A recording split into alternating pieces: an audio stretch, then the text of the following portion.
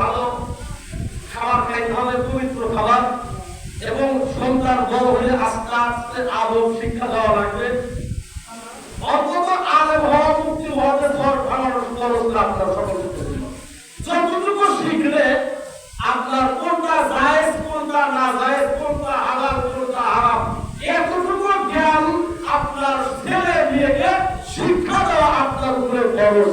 যদি এই খরচ পরিমাণ জ্ঞান আপনার সন্তানকে আপনি দিলেন না, আপনি যত বড় মুসলিম হন না কেন, যতই আপনি টাকা দান করেন না কেন, যতই তাহাজ্জুদ নামাজ পড়েন না কেন, কাল কঠিন কিয়ামতের ময়দানে মনে রাখবেন আপনার ঘরে সন্তান পাওয়া দিয়ে সন্তান জান্নাতে যাবে, আপনাকে জাহান্নামে যাওয়া লাগবে। জয়বান নাউজুবিল্লাহ। কান্না বলবে আল্লাহ আমার বাবা আমাকে ইলম পাস করাইছে, আমার বাবা আমাকে ইন্টারমিডিয়েট পাস করাইছে, আমার আব্বা আমাকে কোরআন শিক্ষা দেয় নাই, আমার আব্বা নামাজ শিক্ষা দেয় নাই, সেদিন কই যাবে, পাওয়াবে কোথায়? সতর্ক হয়ে যান।